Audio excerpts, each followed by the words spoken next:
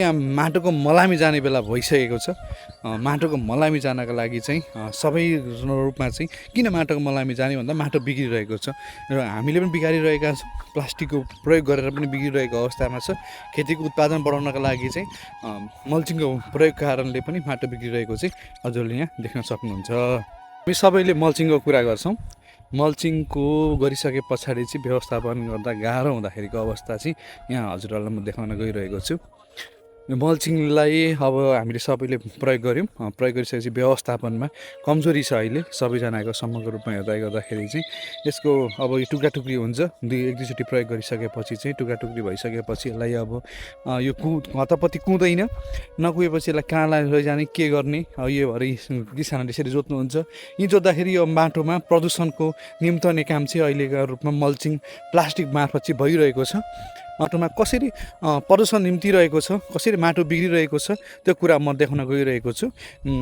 हामीले खेती गर्दै गर्दाखेरि चाहिँ माटो पनि बचाउने हिसाबले, माटो पनि जोगाउने हिसाबले र झारपातलाई नियन्त्रण गर्दै गर्दाखेरि अन्य विकल्पहरूलाई पनि प्रयोग गर्न चाहिँ मन गर्न चाहन्छु। यहाँ तपाईँले समग्र रूपमा चाहिँ देख्न सक्नुहुन्छ। यहाँनिर फेरि हाम्रो गाउँघरतिर चाहिँ धेरै मात्रामा झार जङ्गल पनि बढिरहेको अवस्थामा छ, सरसफाइ भइरहेको छ। फेरि अर्कोतिर चाहिँ हामीले मल्चिङ पनि किनिरहेका छौँ प्लास्टिकको रूपमा, छापोको रूपमा। हामीले किन हाम्रै गाउँघरको चाहिँ झारलाई चाहिँ प्रयोग गर्न नसक्ने भन्ने कुरा रह्यो, त्यसलाई म बताउन चाहन्छु।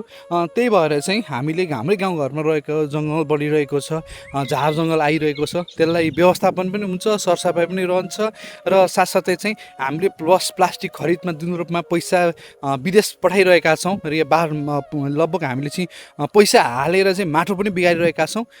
त्यसलाई विकल्पको रूपमा चाहिँ यस्ता झारहरूलाई चाहिँ हामीले प्रयोग गर्न सक्छौँ छापोको रूपमा। यो कुहिसकेपछि एउटा हाम्रो जैविक मल पनि बन्छ र वातावरण जोगिन्छ र हाम्रो जुन रूपमा मल्चिङले गर्ने चिस्यान कायम गराउने रहने कुरा छ त्यो पनि रहन्छ र साथसाथै चाहिँ कम्पोस्ट पनि चाँडै तयार हुन्छ, त्यो गर्न सकिन्छ भन्ने कुरा छ। भने चाहिँ यसलाई अलिकति हरियोमा चाहिँ अलिकति प्रयोग नगरौँ, यसलाई सुकाएर प्रयोग गरौँ भन्ने कुरा हो। किन हरियो प्रयोग गर्दाखेरि चाहिँ अलिकति किराको प्रकोप अलिकति देख्न सकिन्छ भन्ने कुरा हो।